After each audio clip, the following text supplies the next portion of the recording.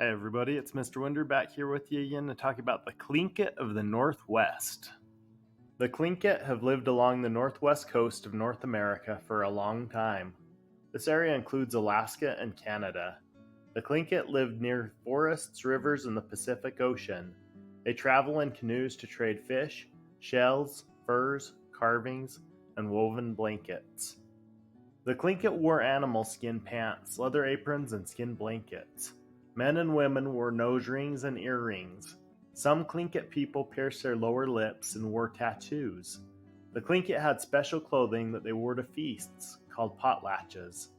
At potlatches, the Tlingit wore carved masks, potlatch hats, dancing dresses, and robes called chilkat robes.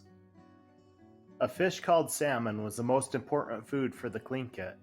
In early spring, millions of salmon swam from the ocean to rivers to lay their eggs. The Tlingit called this the salmon run.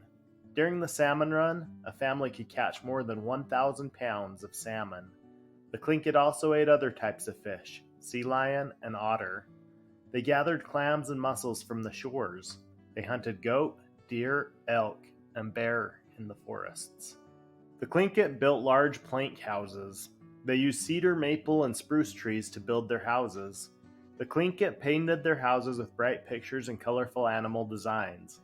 These designs stood for a family's clan. Huge wooden totem poles stood in front of each home.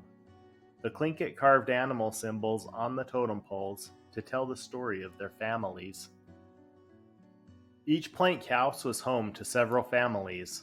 The families belonged to the same clan. When a boy reached 8 years old, he went to live with his mother's brother. His uncle taught him how to hunt game animals. Mothers and grandmothers taught girls how to weave blankets and make baskets. The Tlingit used storytelling to pass down their history to both boys and girls. Totem poles are sculptures carved from large trees. Totem poles are part of the culture of many indigenous peoples of Alaska, British Columbia, and the Pacific Northwest.